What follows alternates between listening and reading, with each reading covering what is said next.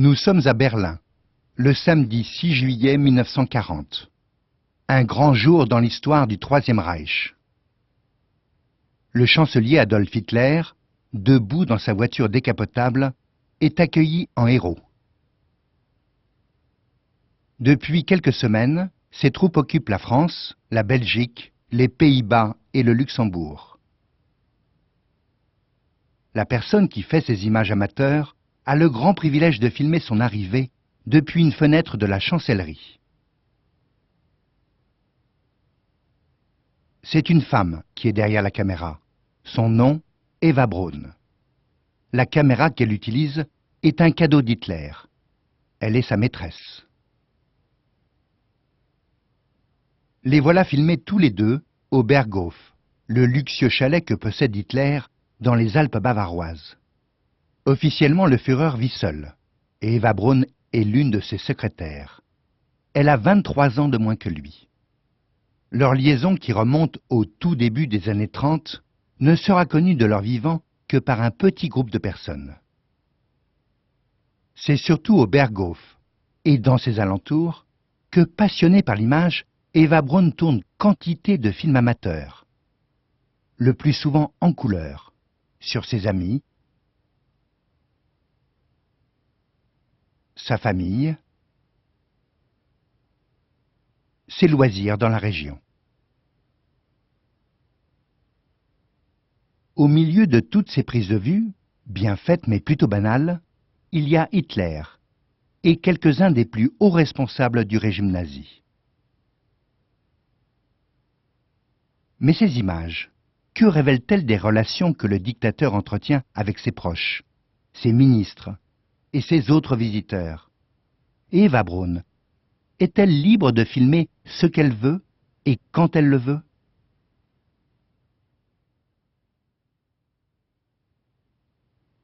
Samedi 12 août 1939, dans l'après-midi. Ces soldats SS forment la garde d'honneur du Berghof. Un visiteur important est sur le point d'arriver. Eva Braun filme depuis la salle à manger, fenêtre ouverte. De là, elle peut se faire discrète, avec une très bonne vue sur toute la terrasse. Celui qui s'approche d'elle, avec un petit sourire, c'est Heinrich Hoffmann, le photographe personnel du Führer. C'est chez lui qu'Eva Braun a rencontré Hitler il y a 10 ans, en 1929, alors qu'elle travaillait comme apprentie photographe. Le visiteur arrive. Devant, au centre, on reconnaît Hitler. À droite, von Ribbentrop, son ministre des Affaires étrangères. Et à gauche, leur invité, le ministre italien des Affaires étrangères, le comte Ciano. Très inquiet des menaces de guerre d'Hitler contre la Pologne, Mussolini l'a envoyé d'urgence ici. Entouré de montagnes, le Berghof est la résidence préférée du chancelier et l'autre siège du pouvoir nazi. 750 km séparent Berlin du Berghof, situé très au sud, tout près de la frontière avec l'Autriche, récemment annexée par Hitler. L'arrivée du comte Ciano n'aurait pas dû être filmée par Eva Braun. Hitler interdit à sa maîtresse de se montrer lors de visites officielles. Revoyons ces images. Regardez, alors qu'il s'approche, Hitler ignore la caméra d'Eva Braun. Pas le moindre coup d'œil dans sa direction. Encore une fois. Le comte italien, lui, ne peut pas s'empêcher de regarder la jeune femme. Il ne la quitte plus des yeux. En se faisant ainsi remarquer, Eva Braun brave l'interdit imposé par Hitler.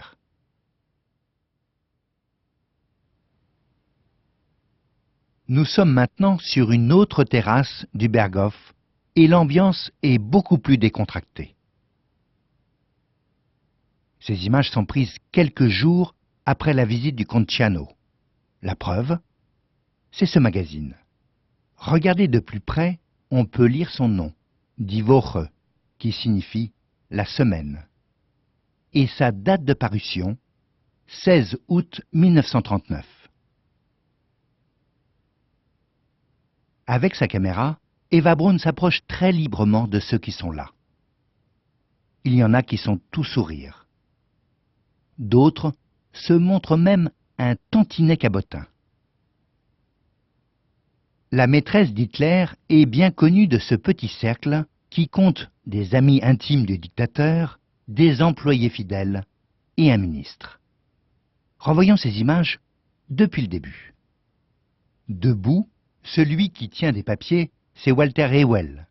Il a fait de la prison avec Hitler après le putsch manqué de Munich en 1923. Depuis, Ewell est devenu l'un de ses proches confidents. Derrière, au centre, c'est Albert Speer. À 34 ans, il est déjà l'architecte le plus influent du Troisième Reich.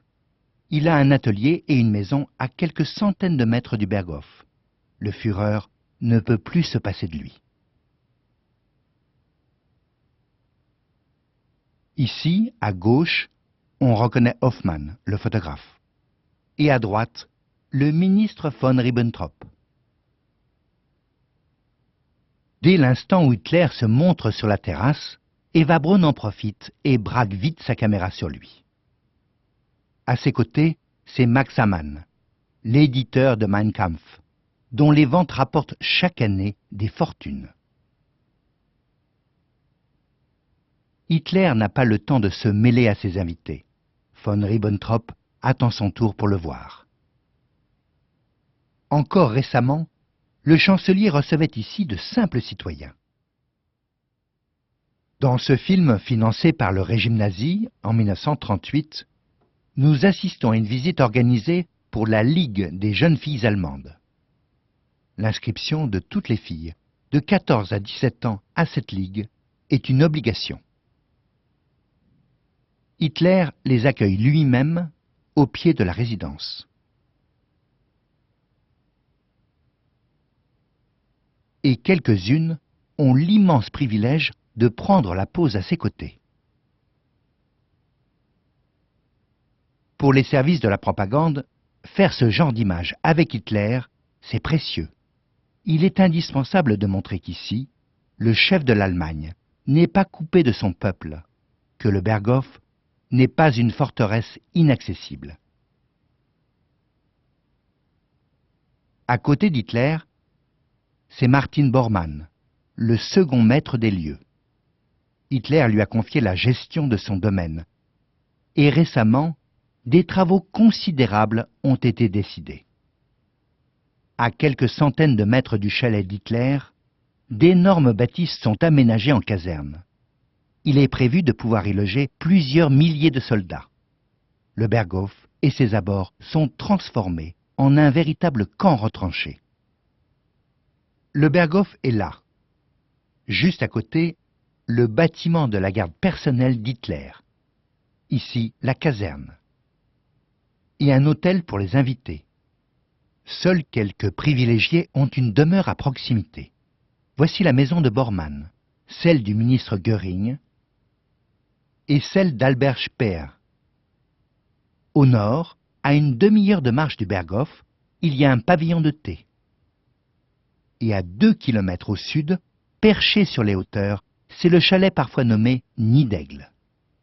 Surveillé jour et nuit, tout le domaine s'étend sur une centaine d'hectares. On l'appelle zone de sécurité du Führer. Voilà des images prises par Eva Braun peu de temps après les travaux. Les familles qui vivaient sur ces terres ont été évacuées. L'accès est maintenant impossible sans laisser-passer. Là-bas, on aperçoit le Berghof. Au-dessus, perché à près de 2000 mètres, c'est le Nid d'Aigle, construit pour qu'Hitler puisse s'isoler du monde. On y accède par un ascenseur creusé dans la montagne. Revenons au mois d'août 1939, dans la soirée du mercredi 16 août. Nous sommes dans le Grand Hall, un salon utilisé par Hitler pour ses réunions militaires et politiques. pas d'autre solution pour Eva Braun que de prendre ces images en noir et blanc. En intérieur, il n'y a pas assez de lumière pour les faire en couleur. En général, elle ne peut pas filmer ni même assister à de telles réunions. Mais aujourd'hui, c'est différent. Hitler tient à célébrer le 25e anniversaire de son engagement dans la Grande Guerre, août 1914, août 1939. Petit retour en arrière. Autour d'Hitler, il y a 3 des hommes les plus redoutés du régime. Sur la droite, on reconnaît Heinrich Himmler, le chef de la police allemande et de la SS. Au centre, le général Reinhard Heydrich. Il commande la Gestapo. Et à gauche, le général Karl Wolff, le plus haut responsable de la SS après Heydrich et Himmler.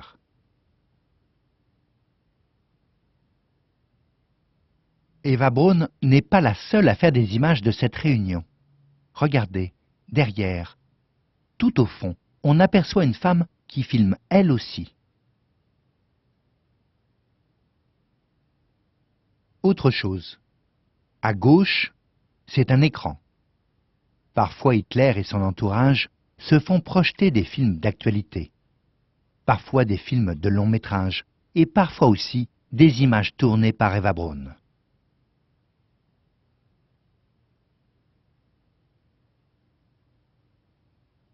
Hitler est maintenant filmé avec von Ribbentrop dans un petit salon. Le chancelier et son ministre préparent un coup diplomatique qui va bientôt provoquer une extraordinaire réaction en chaîne. Dans 7 jours, le 23 août 1939, von Ribbentrop sera à Moscou et signera avec Staline un pacte de non-agression entre leurs 2 pays. Une fois le traité en poche, Hitler va envahir la Pologne. Et dans moins de 3 semaines, la Grande-Bretagne et la France vont déclarer la guerre à l'Allemagne.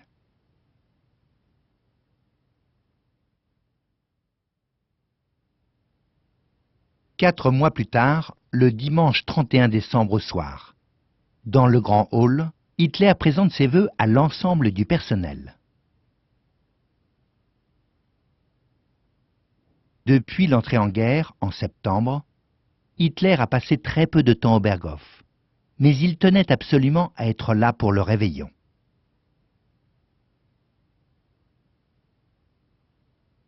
À ses côtés, c'est Gretel Braun. Comme Eva, sa sœur aînée, elle a été apprentie photographe et elle aussi prend plaisir à faire des images. Sur cette photo, prise le soir même, on voit Eva tendre la caméra à Gretel. Et c'est au tour de Gretel de filmer Eva Braun avec Hitler. Année après année, et avec la complicité de sa sœur, Eva Braun réalise une sorte d'album de souvenirs en images animées.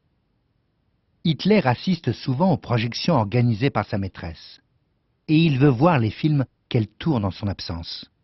Lorsqu'elle voyage, sans lui, Eva Braun emporte toujours sa caméra. 6 mois plus tôt, au début de l'été 1939, elle est partie pour une longue croisière avec famille et amis. Destination, le Danemark, la Norvège et l'Islande. Le bateau quitte à peine le port d'Hambourg qu'elle fait déjà des images. Dans plusieurs bobines de films prises pendant le voyage, on aperçoit cette femme. Franziska Braun est la mère d'Eva Braun. Celle qui est de dos et finit par se retourner, c'est sa sœur, Gretel.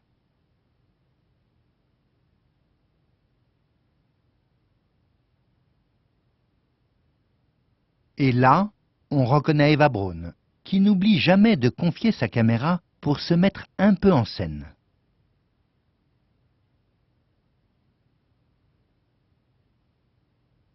Autre moment filmé sur le pont arrière du navire. Des images qu'Hitler a certainement regardées quelques semaines plus tard, sur grand écran, au Berghof.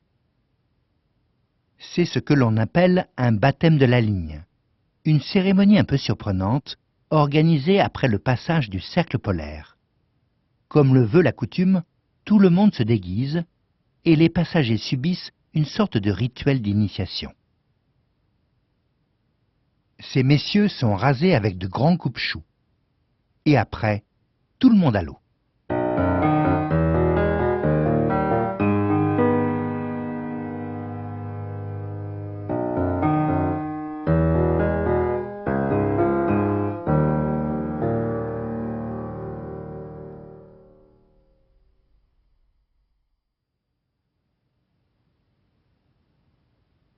Ces images sont tournées par les services de la propagande du Reich à Berlin le samedi 6 juillet 1940.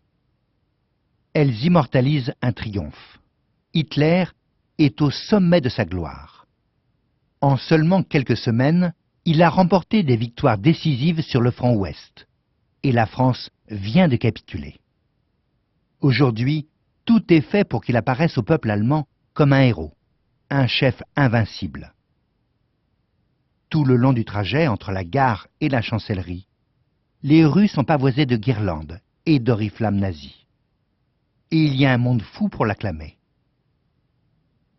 Celui qui fait ces images, debout sur le toit d'un véhicule, parvient dans un même mouvement parfaitement fluide à bien filmer la foule et pivoter sa caméra jusqu'à la voiture d'Hitler. Une véritable prouesse.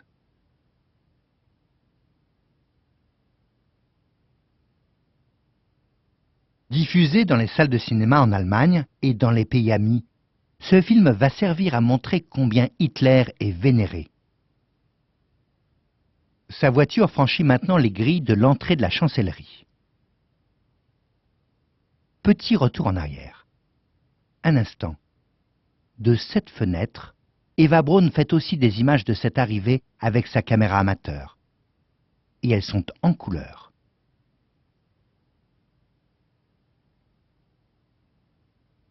À gauche, debout sur le toit, on aperçoit le caméraman qui précède le cortège.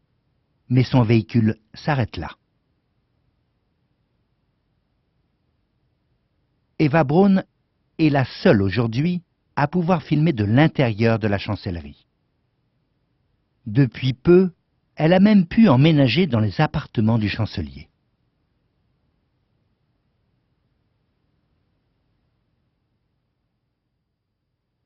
Revenons au Berghof avec des images prises 4 ans plus tard. La défaite allemande à Stalingrad a marqué le tournant de la guerre et les bombardements sur l'Allemagne sont quotidiens. Assise dans un transat, on reconnaît Franziska Braun, la mère d'Eva. L'officier qui se penche vers elle, c'est Hugo Blaschke, le dentiste d'Hitler. Derrière eux, tout le long de la terrasse, le muret est entièrement caché sous de faux feuillages. Mais en cas d'attaque aérienne, cette méthode de camouflage peut s'avérer insuffisante. Voilà maintenant un épais brouillard qui n'a rien de naturel. C'est un gaz artificiel, propagé par près de 270 appareils installés dans les alentours. En moins d'une demi-heure, toute la zone est dans les nuages. Hitler assiste à des essais du dispositif, semble-t-il satisfaisant. À tout moment, le Berghof peut être la cible de bombardements par les forces alliées.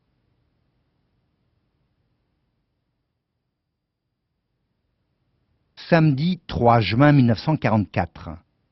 Eva Braun filme quantité d'images tout au long de cette journée qu'elle attend depuis des mois. Nous sommes dans une salle de l'hôtel de ville de Salzbourg, en Autriche, à moins de 20 km du Berghof. Gretel Braun va épouser l'officier SS Hermann Fegelein.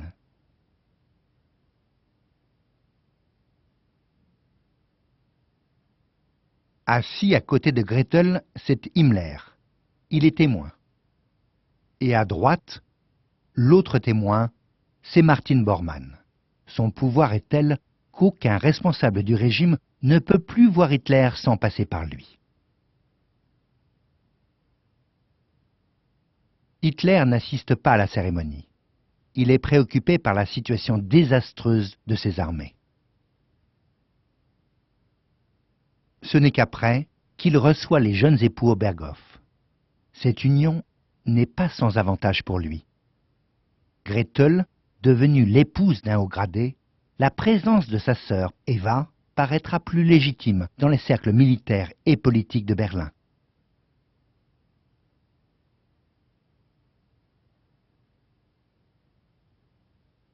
Et voilà les deux sœurs ensemble. En fait, c'est Eva, ici à droite, et non Gretel, qui s'est la plus investie dans l'organisation de ces noces. Pour elle, ce mariage, c'est un peu le rêve qu'Hitler lui refuse.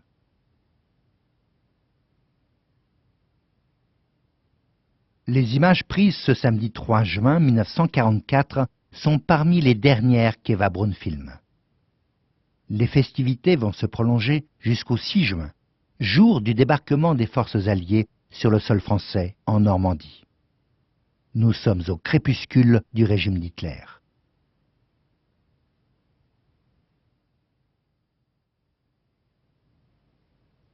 Début mai 1945. Le Berghof et ses alentours ne sont plus qu'un champ de ruines. En Europe, la guerre touche à sa fin. Il y a quelques jours, à Berlin, le 30 avril, Hitler et Eva Braun se sont suicidés après s'être mariés. Ces images sont parmi les premières filmées par un caméraman des forces alliées. À l'extérieur, comme à l'intérieur, tout a été mis à sac et incendié par des soldats allemands avant l'arrivée des premières unités américaines et françaises. Là, on reconnaît le grand hall, avec son immense ouverture sur la montagne. Le 24 avril, le Berghof a été bombardé par l'aviation alliée, mais la cible a été en partie ratée. En revanche, la maison de Bormann, que l'on voit au loin, a été entièrement détruite.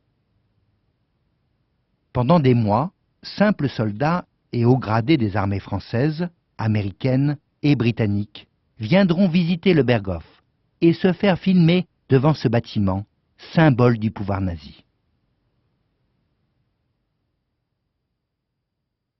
2 ans plus tard, en 1947, le grand public découvre avec des reportages d'actualité comme celui-ci qu'Hitler avait une maîtresse et qu'elle réalisait des films amateurs.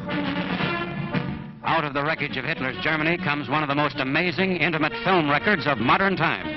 Discovered by U.S. Army investigators, these films are the private motion pictures of Eva Braun, who for 10 years was the Nazi dictator's close friend, the #1 woman in his life. These are the most revealing of the few films taken of these two. Germans were never allowed to look upon Eva Braun's face, or even to know of her existence. Rumored to have been married 48 hours before the fall of Berlin, Nazis reported their bodies were burned here in the capital, immediately after they purportedly swallowed poison. But there is still not a single shred of evidence that proves that Hitler and Eva Braun are dead. Today, the wreckage of Berchtesgaden still holds many a secret of Hitler and Eva, dead or perhaps alive.